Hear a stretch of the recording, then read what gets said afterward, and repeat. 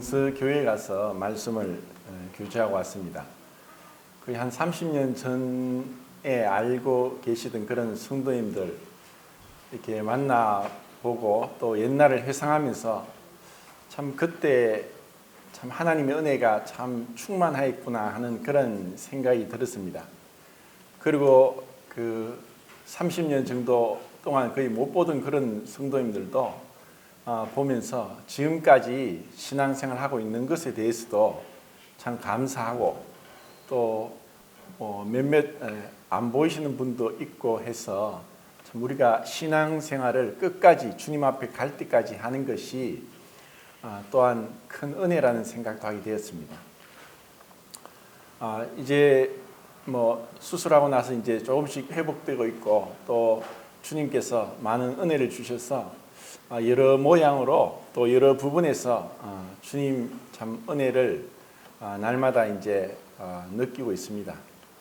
자, 오늘은 그 요한복음을 다시 돌아와서 5장을 보겠는데 47절까지 있습니다. 근데 이제 특별한 어떤 그 구절을 중심으로 그 말씀을 전할까 하면서 계속 듣고 하는데 5장 전체에서 그 하나님의 자비, 은혜가 무엇인가를 보게 되었습니다. 그래서 베데스다와 그리스도라는 제목으로 말씀을 교제하겠습니다. 베데스다라는 말은 히브리 말을 그대로 음차해서 기록했는데 자비의 집, 긍휼의 집이란 뜻입니다. 그 베데스다에서 일어난 그 사건, 이것은 요한이 기록하고 있는 7가지 기적 중에 3번째 기적입니다. 그리고 이 기적이 다른 공관복음서에는 기록되지 않은 것은 공관복음서는 주로 갈릴리에서 행하신 주님의 그 기적들을 기록하고 있기 때문에 요한처럼 예루살렘에서 일어난 이러한 기적들이 좀 빠져 있는 것 같습니다.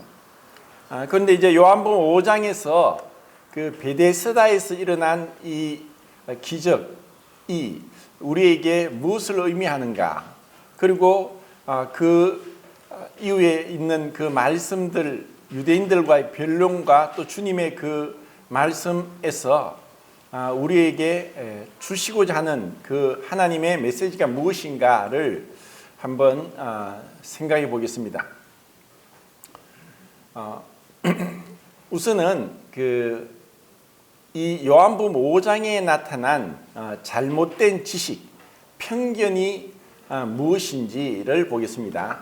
첫 번째는 그 하나님께서 베푸시는 그 은혜에 대한 잘못된 지식이 있고, 두 번째는 그 하나님께서 말씀하신 그 율법에 대한 잘못된 지식이 있고, 그리고 세 번째는 하나님에 대한 잘못된 지식이 있습니다. 우리는 세상을 살아가면서 많은 지식과 정보를 얻게 되는데 그 중에 대부분은 거짓이고 잘못된 지식이라고 보면 됩니다. 우리는 매일매일 뉴스를 듣고 국내 뉴스, 국외 뉴스, 또 사회, 정치, 경제, 과학, 예술, 스포츠 이런 많은 뉴스들을 각자의 기호에 따라서 듣게 됩니다. 사실 그대로 기사하고 보도하면은 그냥 그 사실을 우리가 믿게 될 것인데, 어떤 사건이든지 동일한 사건이라도 그것을 취재하고 보도하는 기자와 또 그것을 우리에게 전해주는 그 매체에 의해서 어느 정도 각색도 되고 또 어느 부분을 더 중요시하거나 어느 부분을 누락시키고 하는 이러한 것들을 봅니다. 그런데 정말 우리는 살아가면서 많은 필요치 않은 무익한 오히려 유해한 그러한 뉴스들, 그런 지식에 얽매여 살고 있고 광고의 홍수 속에, 거짓의 홍수 속에 살고 있습니다. 그렇다고 해서 우리가 그러한 것들을 무시할 수는 없지만 세상을 살아가는 데 있어서 어느 정도 필요하지만 그때는 정말 이게 진짜고 정말 그것을 인해서 빗대 높여서 그렇게 외치기도 하고 했지만 시간이 지나고 나면은 그것은 거짓이었구나 하는 많은 것들을 봅니다. 그렇기 때문에 우리는 가능하면은 하나님 말씀 안에서 더 말씀을 깊이 묵상하고 그리고 그 말씀이 그런가 하고 더 우리가 치중하는 게 좋지 헛된 세상 뉴스나 이런 기사에 있어서 우리가 어느 정도 알지만 영향을 받지 않고 무시하고 지내는 것도 지혜가 아닌가 생각합니다. 자, 우선은 그 하나님의 은혜에 대한 잘못된 지식은 이 베데스다 연못가에 있는 그 유대인들이 전해오는 그러한 미신적인 그 잘못된 정보가 있음을 봅니다. 구약을 어디를 보더라도 또 하나님께서 이렇게 그들에게 은혜를 주시고 기적을 행하실까 할 때 분명히 아니라고 생각합니다.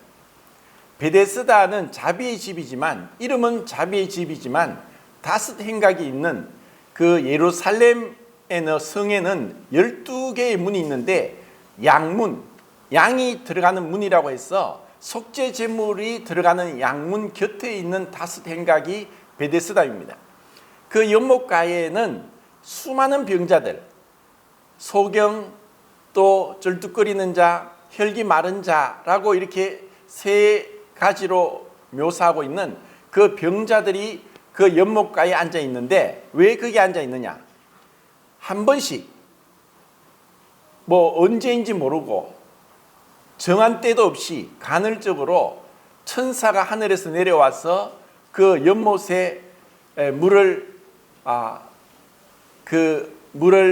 움직이게 동하게 하면은 그때 제일 먼저 그곳에 들어간 자는 어떤 병이든지 낫는다 하는 그러한 그 소문, 그러한 얘기들을 듣고 수많은 병자들이 그 주위에 몰려 있습니다.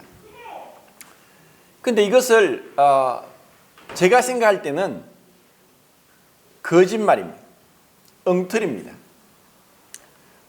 왜 이것이 거짓 정보고 잘못된 지식인지는 첫 번째, 천사가 내려와서 물을 동하게 해서 그곳에 제일 먼저 들어간다는 것.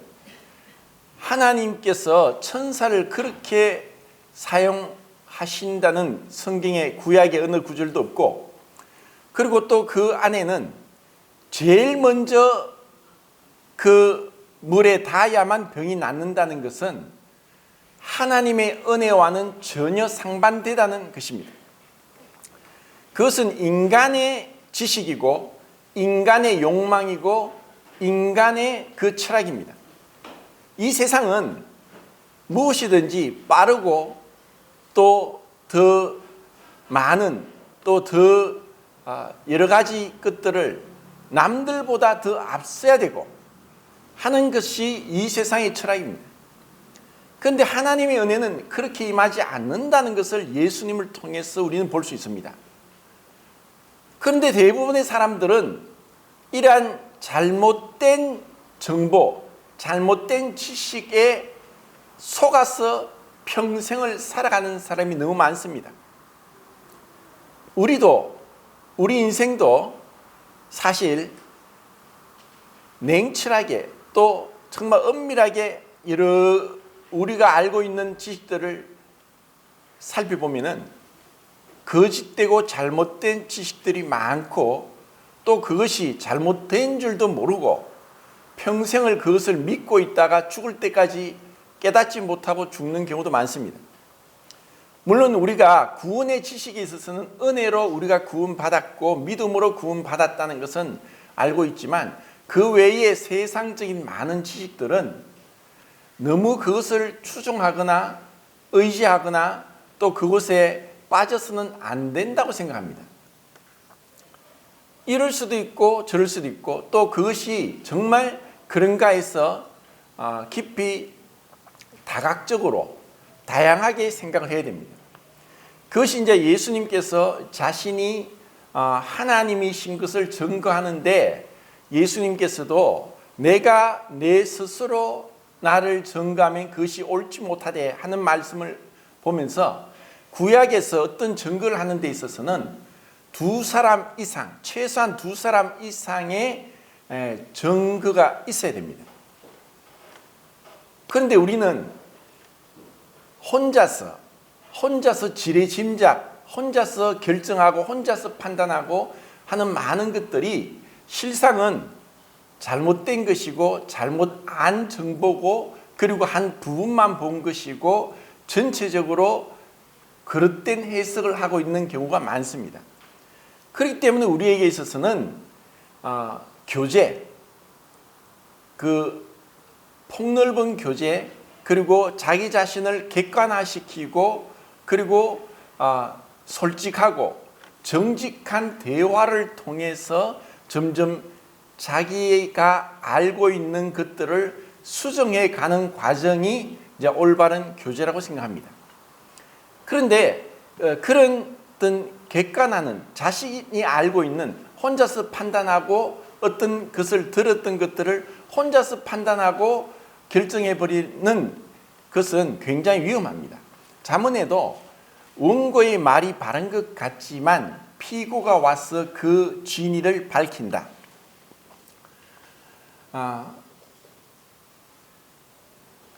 자, 이것이 그 베데스다 연못가에서 일어난, 그리고 이것이 집단적으로 대중적으로 잘못된 지식에 빠진 경우입니다. 그 2차 세계대전이 끝나고 나서 독일은 큰 반성을 하고 또 그것에 대한 걸맞는 그러한 행동을 보여주었는데, 전범자들을 다 색출해내고 그것을 1년은 한 것이 아니라 70년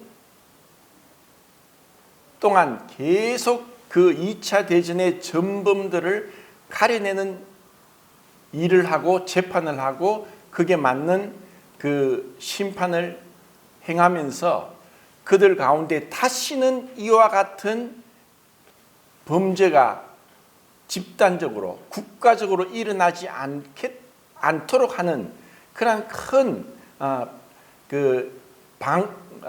반성을 하고 정책을 세웠습니다. 그래서 지금도 독일에는 어떤 졸업식이나 입학식, 대중이 전체 모여서 하는 그러한 전체적인 예식을 허락하지 않는다고 들었습니다. 왜냐하면 온 나라가 거짓된 히틀러라는 사람에 의해서 조종되고 전 세계를 전쟁의 도가니로 몰아넣었기 때문입니다. 우리 인간은 그렇게 어리석습니다. 국가적으로 전 국민이 잘못된 지식을 추종할 수도 있고, 그것이 몇 년 동안 또 계속될 수도 있다는 것을 볼 수 있고, 또 여기 요한복음 5장에서도 베데스다 연못가에서 이런 어처구니 없는 일들이 벌어지고 있는 것을 보듯이, 오늘날에도 실로 어처구니 없는 잘못된 지식에 얽매여서 그렇게 수많은 사람들이 살고 있습니다. 데살로니가후서 2장 9절 10절에 보면은 그 사단도 거짓 기적, 표적, 능력을 행하면서 진리의 사랑을 받지 못하게 하여서 구원받지 못하게 하도록 하나님이 그들의 역사를 허락하셨다라는 말씀이 나옵니다. 사단이 거짓말의 압입니다. 그리고 그 온갖 거짓말로 이 세상 사람들을 속이고 있습니다. 그래서 우리가 그 거짓된 지식에서 벗어나는 것은 하나님 말씀밖에 없습니다. 요한복음 17장 17절에서 아버지 말씀은 진리입니다. 그리고 14장 6절에서 예수님이 진리입니다. 그리고 16장에서 성령님이 진리의 영입니다. 우리는 그분의 말씀을 잘 우리가 분별하면서 무엇이 잘못됐는지를 봐야 됩니다. 하나님의 은혜는 그 은혜의 집, 자비의 집, 베데스다에서 인간들은 생각합니다. 그 병자들 중에서 제일 빨리 그 천사가 물을 통했을 때 물에 들어가야 된다. 그래야 병이 낫는다. 이것은 하나님의 은혜가 아닙니다.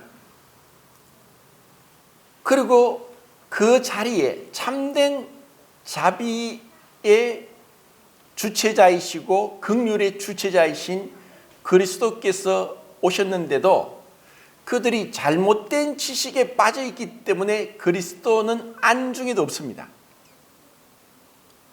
오로지 그 연못 물만 쳐다보고 있습니다. 이것은 이 세상 사람들의 모습을 그대로 보여주고 있습니다. 예수님이 오셨습니다. 그리고 그분의 말씀이 기록된 성경이 여러 번역으로 이 세상의 거의 모든 언어로 다 번역이 되고 읽을 수 있도록 했습니다. 그런데 그들은 그것을 못 봅니다. 그리스도를 못 보는 거예요. 그리고 수많은 교회가 있습니다. 그리고 유대인들처럼 영생을 얻기 위해 성경을 상고하거니와 성경이 곧 그리스도에 대하여 증거하였는데 그들이 영생을 얻기 위해서 그리스도께로 오지 않는다라고 했습니다. 성경을 읽고 있고 예수님을 예배하고 찬양하고 있지만 그들이 정말 예수님을 만나서 자비를, 은혜를 받지 못했다는 것보다 더 안타까운 일은 없습니다. 그것은 지금 베데스다 연못가에서도 일어나고 있습니다. 그런데 그 수많은 사람들은 예수님을 쳐다보지도 않습니다. 우리와 동일한 모습으로, 어쩌면 누추한 모습으로, 보잘것없는 그러한 모습으로 오셨기 때문에 예수님에게 눈길 한번 주지 않습니다. 그런데 그 중에서 예수님은 어떻게 보면 그 많은 병자들 중에서 가장 오랫동안 그곳에 있는 그 병자를 보셨고 아셨고 그에게 가셨습니다. 38년이란 그 횟수가 결코 짧은 횟수가 아닙니다. 어떤 사람들은 그 소문을 듣고 베데스다 연못가에 갔다가 기다려도 지쳐서 그냥 돌아가는 사람도 있을 것입니다. 그리고 수많은 사람이 왔다가 가면서 계속 그 사람들이 교체되면서 다른 사람들이 그냥 앉아 있을 수도 있습니다. 그런데 이 병자는 38년, 우리 인생의 반을 그곳에 그냥 무작정 소망 없이 기다리고 있습니다. 그리고 그의 마음의 상태도 누구도 나를 저렇게 천사가 와서 물을 동했을 때 나를 저 물가로 데려가는 사람이 없습니다.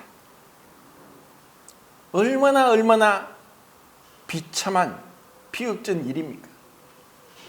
그 누구도 이 사람에게 관심을 갖지 않습니다. 이 사람은 소망이 없습니다. 이대로 죽을지도 모릅니다. 하루 이틀도 아닙니다. 그런데 그에게 어떤 모르는, 누군지도 모르는 사람이 와서 네가 낫고자 하느냐?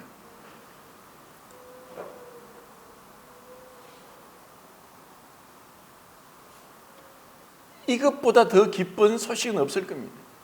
그리고 이렇게 말할 수 있는 사람도 없습니다.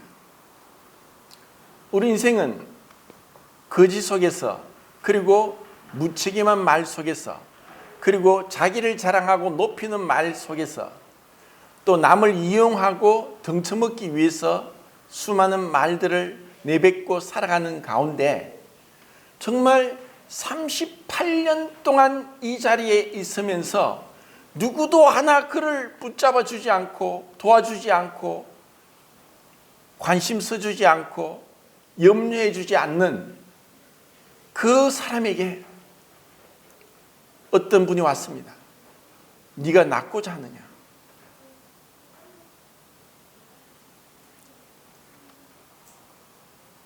그건 어쩌면 그렇게 말씀할 필요도 없지 않겠습니까? 낫기를 원치 않으면 그렇게 오랫동안 있을 수 있겠습니까? 그런데 주님이 그렇게 물으신 것은 이 사람의 마음에 있는 것을 알고자 했습니다. 근데 그 사람에게 무슨 무슨 말을 했습니까? 누가 나를 저까지 데려갈 자가 없습니다. 그는 분명히 잘못된 지식을 가지고 있고 거짓 것에 속고 있고 그리고 너무나 어리석게 되지도 않을 말도 안 되는 거짓말 같은 것에 속아서 인생을 낭비하고 있습니다. 너무나 비참한 인생입니다. 이것은 우리 인생들을 향한 명확한 그림입니다. 이 세상 사람들에게 우리는 전도하기 위해서 다가가서 얘기를 하면 그들은 각자 꿈이 있고 계획이 있고 소망이 있고 또 나름대로 열심히 노력하면서 인생을 달려갑니다.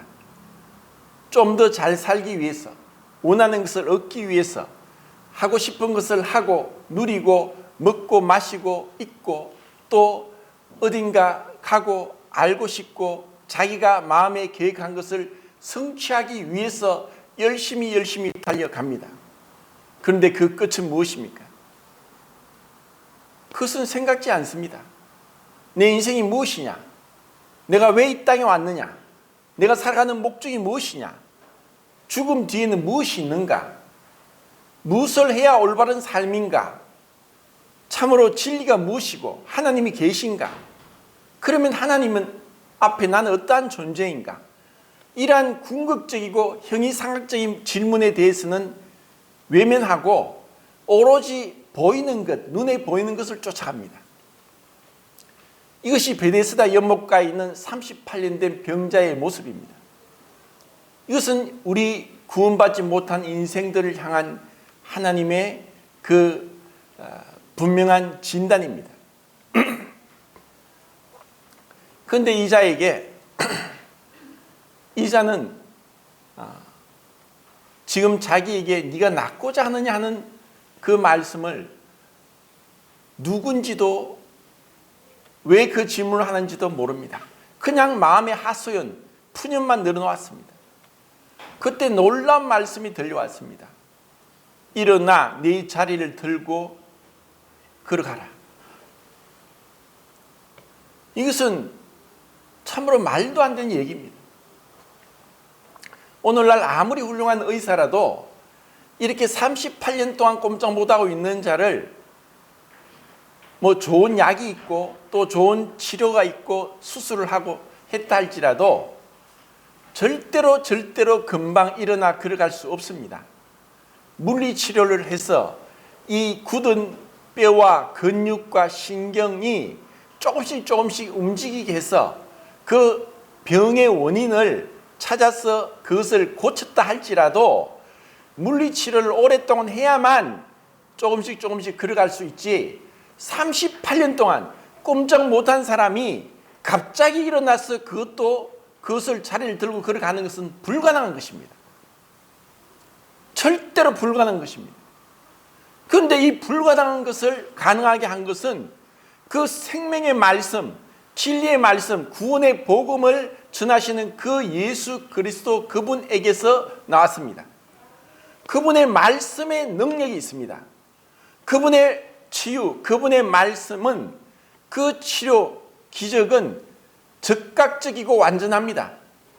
불완전하지 않습니다. 시간이 걸리지 않습니다.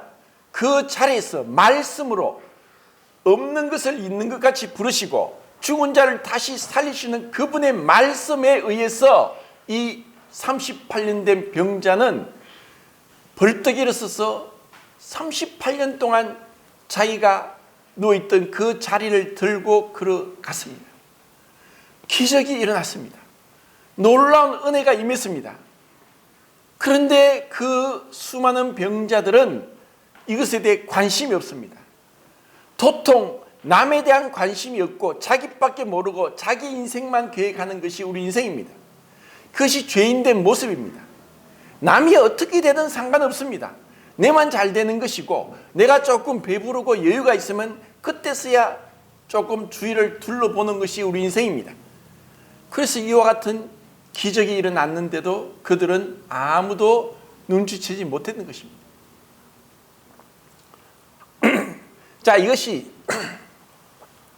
베데스다 연못가에 있는 잘못된 지식에 빠진 수많은 병자들, 사람들, 또 그 38년 된 병자 모두에게 이 잘못된 지식 가운데 있었음에도 불구하고 예수님은 그분의 주권적인 선택과 능력과 은혜를 그 사람에게 베푸셨다는 것입니다.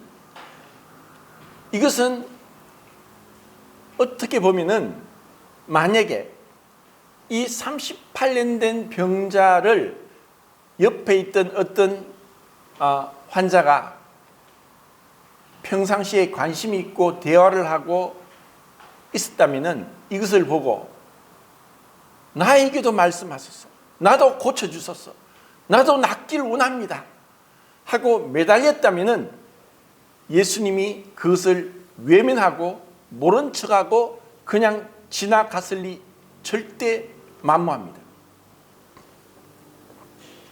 그분은 은혜 베풀기를 원하시는 분입니다. 그분은 우리를 살리기를 원하고 우리를 행복하게 해주기를 원하고 우리의 원하는 것을 주기를 원하시는 분입니다. 근데 그들에게는 관심이 없습니다.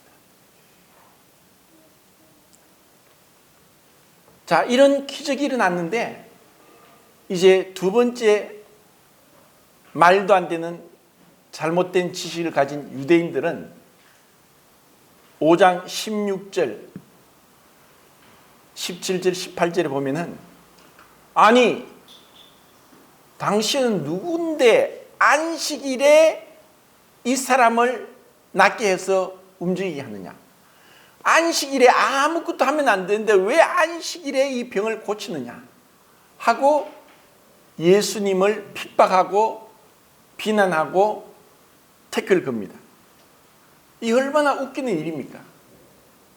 그들에게 있어서는 종교라는, 유대 종교라는 그 거대한 울타리, 거짓된 하나님의 뜻과는 상관없이 안식일에 대한 참된 의미를 모른 채 그들이 만든 규율, 규칙, 체계 속에서 모든 것을 삐뚤게 그릇되게 해석하는 잘못을 범하고 있습니다.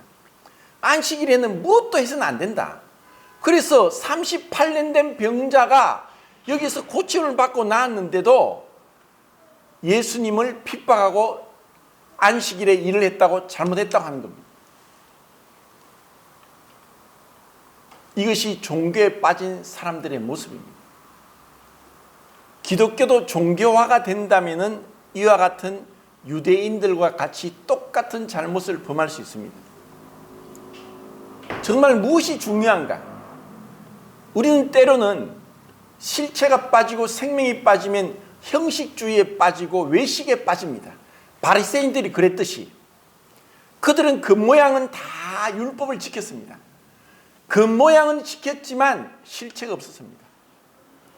우리가 아무리 겉모양으로 주님께 예배하고 그 어떤 형식을 갖춘다 할지라도 그 마음의 중심에 그리스도가 주인이 되고 그리스도로 말미암는 그 참된 생명이 나타나지 않는다면은 그것은 바로 이 유대인들이 38년 된 병자를 안식일에 고쳤다는 이유로 예수님을 핍박한 것처럼 진리를 거스릴 수 있고 그리고 정말 약하고 도움이 필요한 자에게 도움을 못 줄 수 있고 종교란 울타리 안에서 스스로 자만하고 올바른 일을 행한다고 그렇게 스스로 그 죄 가운데 빠질 수가 있습니다. 얼마나 어리석고 미련한 일입니까? 안식일에 병을 고쳤다고. 안식일을 고치는 것보다 더 중요한 건 없습니다. 안식일에 어떤 일도 하지 않고 외면적으로, 표면적으로, 형식적으로 안식일에 아무것도 하지 않으면은 그것이 그들에게 참된 종교요 진리입니다.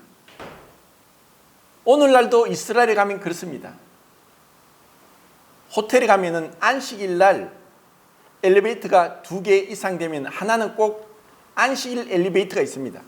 그 안식일 엘리베이터는 1층, 2층, 지하 버튼을 누르지 않아도 안식일 엘리베이터는 층마다 저절로 섰다가 문이 닫히고 올라갔다가 그렇게 움직입니다. 왜냐? 엘리베이터를 누르는 것도 일이기 때문에. 지금도 그렇게 그들은 잘못된 그 지식 속에서 속고 살고 있습니다. 얼마나 우스운 일입니까? 아니, 엘리베이터 누르는 버튼을 누르는 것도 하면 안 된다는 거예요.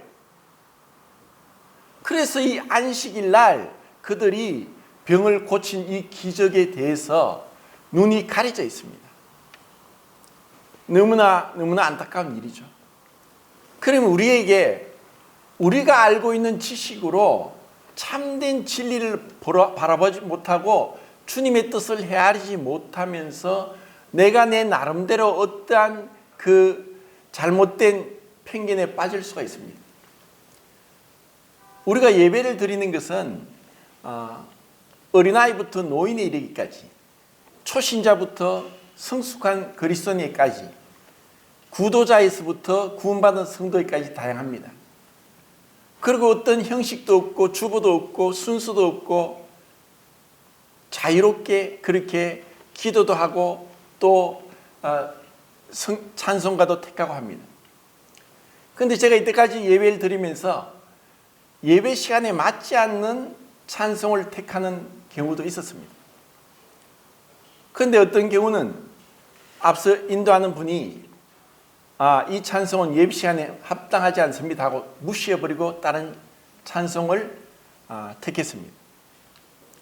그래서 저도 맞지, 예배 시간에 이런 찬송은 맞지 않지 하고 속으로 동조하면서 그렇게 했습니다.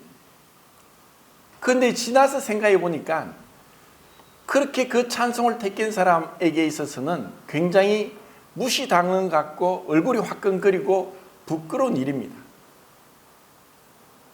내가 뭘 잘못했지? 사실 우리 가운데도 그렇게 잘못된 찬송을 택하는 경우도 있었지만 우리 성도님들이 다 성숙해서 그냥 이게 부르시는 걸 봤습니다. 때로는 우리가 진리를 주장하면서 은혜를 무시할 때가 있고 또 은혜를 주장하면서 진리가 무시될 때가 있습니다. 율법은 모세로 말미암아 주어졌지만 은혜와 진리는 예수 그리스도로 말미암아 왔습니다. 그래서 예수님을 통해서 은혜와 진리가 충만합니다. 제가 이번에 그 수술한다고 병원에 입원해 있으면서 그 일반 교회 전도사로 일하는 분이 굉장히 이제 가족들을 원망하는 것들을 제가 그냥 좀 책망적으로 얘기했던 것을 생각하니까 지금 생각하니까 참 부끄럽습니다. 그 나름대로 열심히 남편을 간호하고 다 죽어가는 사람을 살려놓고 기도하면서 그렇게 하지만 그 시댁 식구들이 어디 놀러가고 사진 찍고 올리고 하는 것에 대해서 원망하고 불평하는 것들을 두고 원망하면 안 됩니다. 그렇게 얘기했었는데 차라리 참 힘드시죠.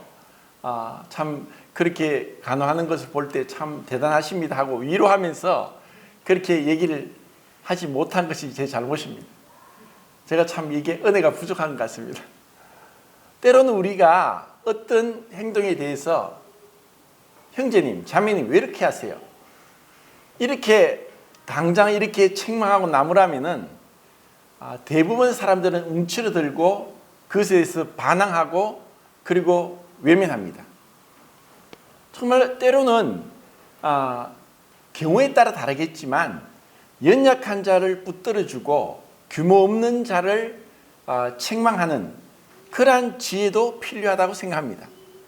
그래서 때로는 부드럽게 은혜로 다가가야 될 때 그 사람을 바로 세워줄 수도 있지만 오히려 그렇게 은혜로 다가갈 때 그 사람의 잘못이 수정되지 않고 계속 잘못된 길로 갈 수도 있는 거의 케이스 바이 케이스대로 여러 경우가 있습니다. 그래서 어느 것이 옳다고 주장할 수 없지만 시간이 지나면 또 그것에 대해서 또 주님이 밝혀주실 것입니다. 자, 여기서 정말 그 유대인들은 그 안식일, 그들이 생각하는 율법, 그들이 해석하는 그 종교 안에서 참된 이 생명, 자비, 은혜가 나타난 것을 무시했고 외면했습니다. 정말 하나님께서, 그리스도께서 그렇게 기적을 행했다면 정말 제정신이 바로 있고 상식적이고 일반적이라면, 아니 어떻게 그런 일이 일어났지? 이거는 사람은 할 수 없다. 이분이 정말 그리스도가 아닌가? 와, 정말 놀랍다.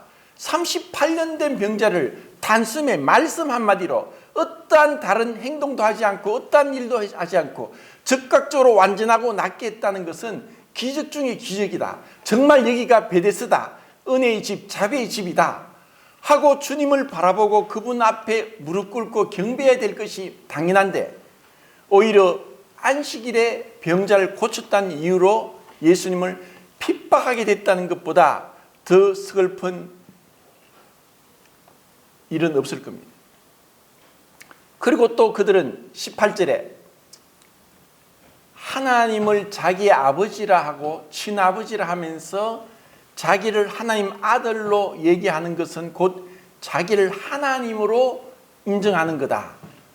그래서 이것으로 인해서 예수님을 이제 죽이려고 합니다. 그들이 가지고 있는 하나님에 대한 지식, 그들이 알고 있고 믿고 있고 그리고 추종하고 있는 그들의 종교 지식에 있어서 감히 사람이 내가 하나님 아들이다, 결국 내가 하나님이라고 하는 것은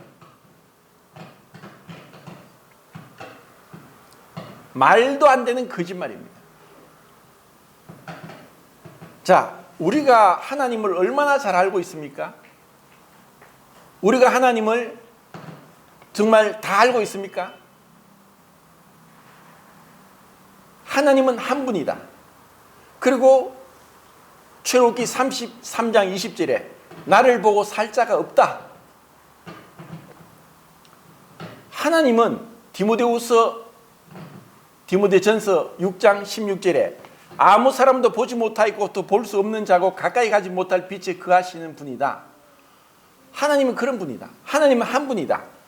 하나님은 오직 한 분이시니, 자, 이와 같은 말씀들을 볼 때 예수님께서 하나님이 내 친아버지다, 나는 하나님 아들이다, 결국 나는 하나님이다고 하는 말보다 더 모순되고 거짓되고 또 잘못된 말은 없을 겁니다. 그래서 그들의 입장에서는 예수님을 향해서 이는 신승모독이다 하고 예수님을 죽이는 것이 당연한지는 모릅니다. 자, 하나님은 어떠한 분입니까?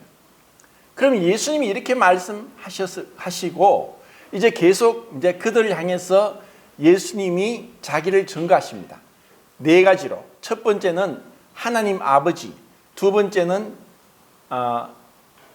세례 요한, 세 번째는 구약 성경, 율법, 그리고 네 번째는 주님 자신, 그리고 여기는 기록되지 않지만 요한복음의 1장부터 계속 나오고 있는 다른 증인들.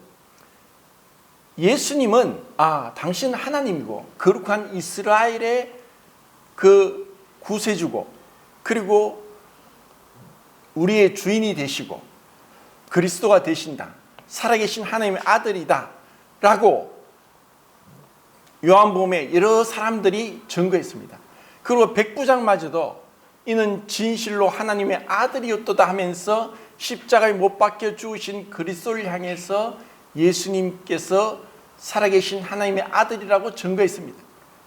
도마가 그랬고 나다나엘이 그랬고 사마리아 성 수가 여자가 그랬고 그리고 날 때부터 소경된 자가 그랬고 그리고 마르다와 마리아가 예수님에 대해서 신앙 고백을 했습니다.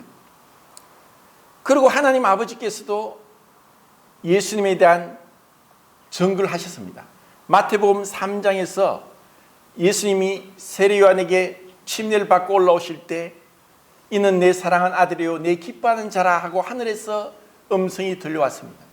그리고 마태복음 17장에서 변화산상에서 이는 내 사랑하는 아들이요 내 기뻐하는 자다 너희는 그의 말을 들을지니라 하고 하나님 말씀하셨고, 그리고 요한복음 12장의 28절에서도 하늘에서 그분의 하나님 아버지의 증거 음성이 들려왔습니다. 하나님 아버지께서도 그분을 증거하셨고, 세례 요한도 보라 세상 죄를 지우고 가는 하나님의 어린 양이다, 하나님의 어린 양이다, 그분은 흥하야겠고 나는 쇠야겠다, 나는 그분의 신들매의 풀기도 감당치 못하겠다 라고 세례 요한도 분명하게 증거했습니다. 예수님도 내가 곧 길이요 진리요 생명이다, 내가 세상의 빛이다, 내가 부활이요 생명이다, 나는 아브라함이 나기 전부터 있느니라, 내가 처음부터 너에게 말하여 온 자니라. 주님이 그분의 말씀으로 분명히 증거했습니다. 그리고 모세오경의 율법에도 예수님께서 그리스도께서 오실 것을 명확하게 그리스도를 향해서 예언하고 있고, 그리스도께서 그것을 그대로 성취하고 이루어내십니다. 이런 증거들을 다 우리가 생각할 때 하나님은 한 분이다, 하나님은 볼 수 없다, 하나님 보고 살 자가 없다 하는 그 말씀과 이러한 증거들을 통해 볼 때, 그리고 그분이 행하신 기적들, 그분의 말씀과 그분의 가르치심, 이러한 것을 통해서 우리는 예수님이 하나님이라는 것을 믿게 됩니다. 이것은 우리의 상식을 초월한 것이고, 그리고 앞에서 이야기한 하나님에 대한 지식과 모순되거나 상반되지 않습니다. 분명히 하나님은 한 분이지만 하나님은 성부 하나님, 성자 하나님, 성령 하나님으로 계신다는 것과, 그리고 서로에게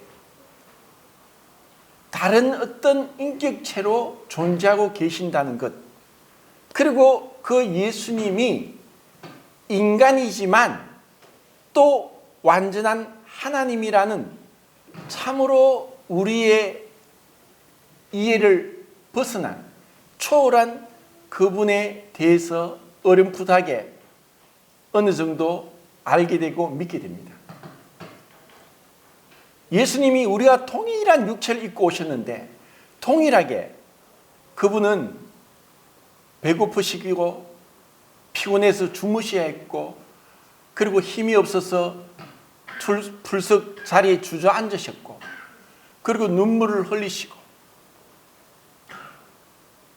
통일한 우리의 모습으로 존재했는데 그 예수님이 하나님이다, 그것은 참으로 믿기 어렵습니다. 우리가 만약에 앞선 유대인들이 가지고 있던 하나님에 대한 지식만을 추종하고 그것만 믿고 다른 것은 들으려고도 하지 않고 외면하고 무시해버린다면 유대인들과 똑같이 예수님을 믿지 못할 겁니다. 유대인들은 지금도 예수님을 그리스도로 믿지 않습니다. 왜냐? 이어 성경에 기록된 것처럼 그들은 예수님이 하나님이라는 것은 말도 안 되는 신성모독이라고 똑같이 생각할 것입니다. 그럼 우리는 어떻습니까?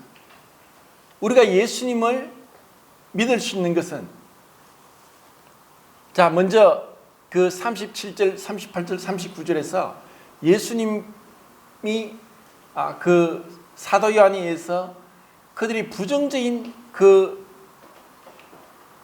믿음에 대해서 보겠습니다. 첫 번째는 너희는 하나님의 음성을 듣지 못했다.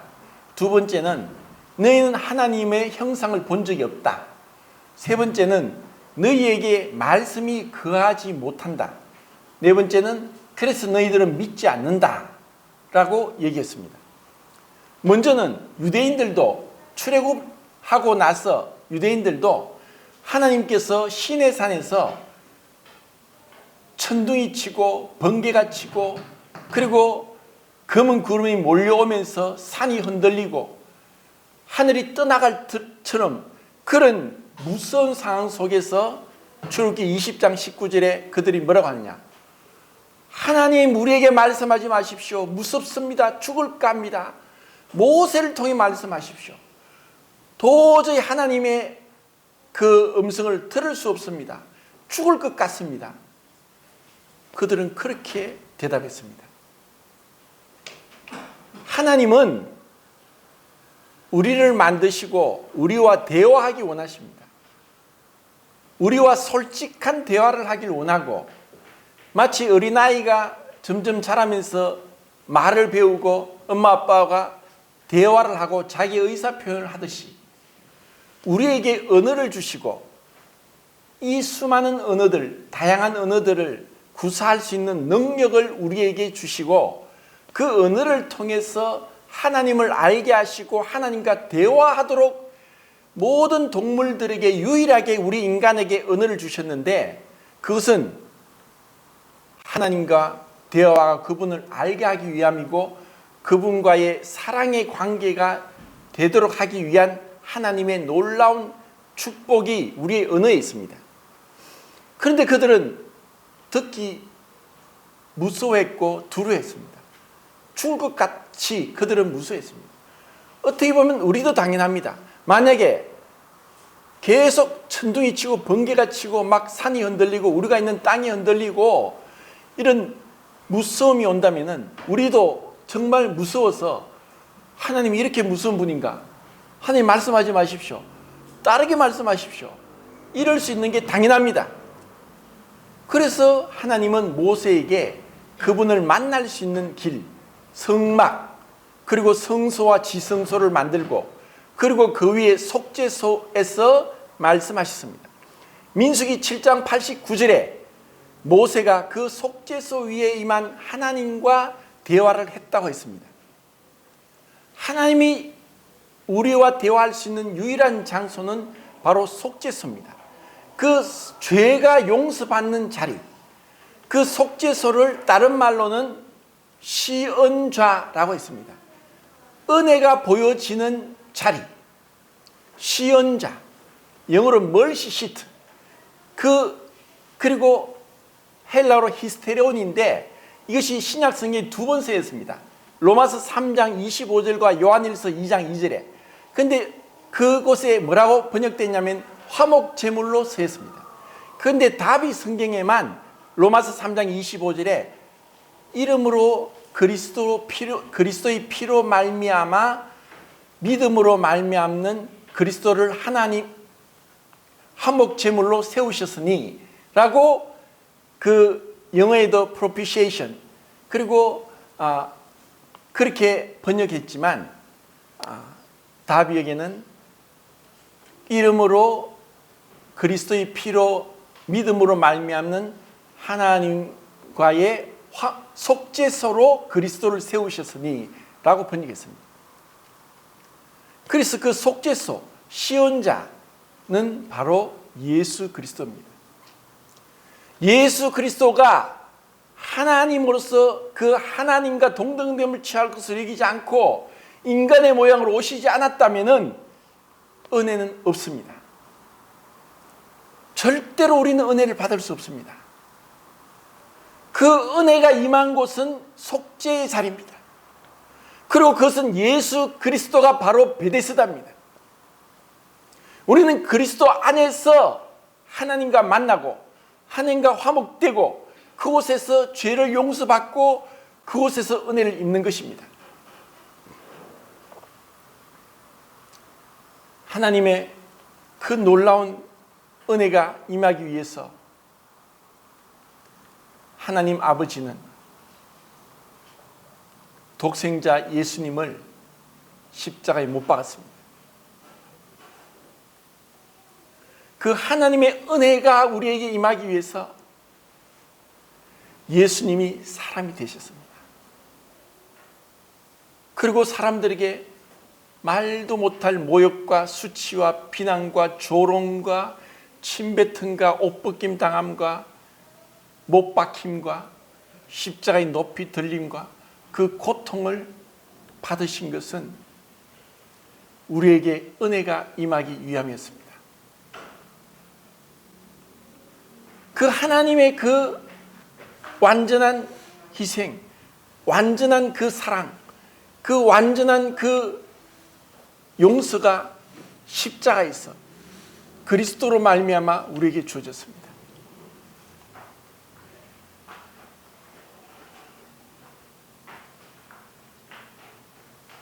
우리는 예수 그리스도를 믿고 있고 그분을 바라보고 있습니다. 그리고 그분이 하나님이신, 하나님과 동등됨을 또 7가지로 증거합니다. 첫 번째, 그분의 행하심에 있어서.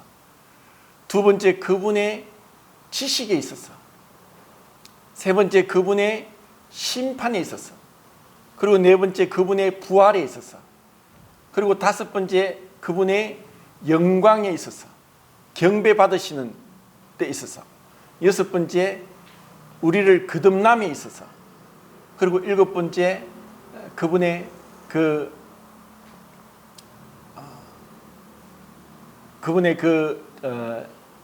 주권, 그분의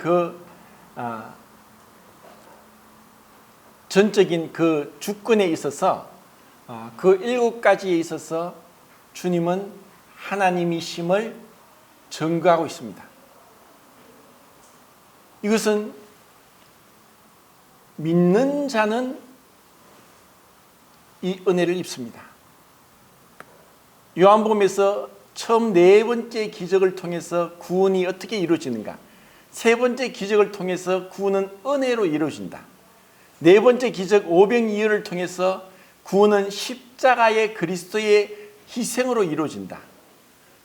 첫 번째 그 기적, 말씀으로 물이 포도주가 되게 하신 말씀으로 구원이 이루어진다.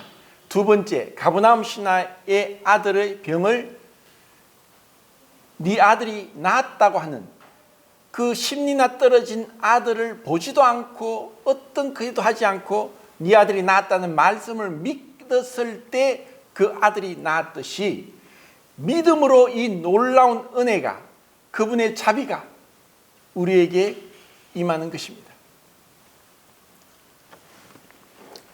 자, 로마서 3장을 보겠습니다.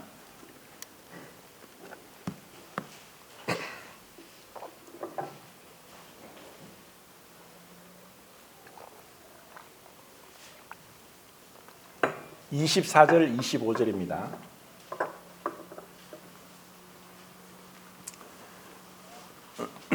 자, 같이 읽겠습니다. 시작. 그리스도 예수 안에 있는 생명으로 말미암아 하나님의 은혜로 값없이 얻었다 하심을 얻은 자 되었느니라. 이 예수를 하나님이 그의 피로써 믿음으로 말미암는 한목적으로 세우셨으니 이는 하나님께서 미리 참으시는 중에 정해진 죄를 간과하심으로 자기의 의를 주려하려 하심이니.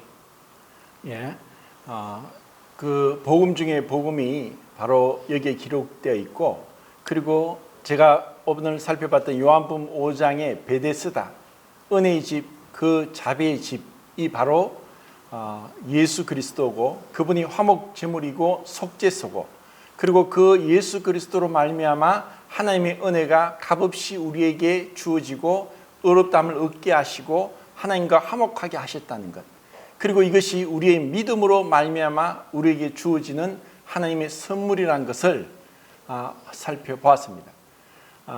그 요한복음 그 한 절 한 절 좀 자세하게 하면은 시간이 많이 걸릴 것 같고, 그래서 오늘 전체적으로 그 하나님의 은혜가 임한 그리스도의 참된 그 실체에 대해서 살펴봤습니다. 이상입니다.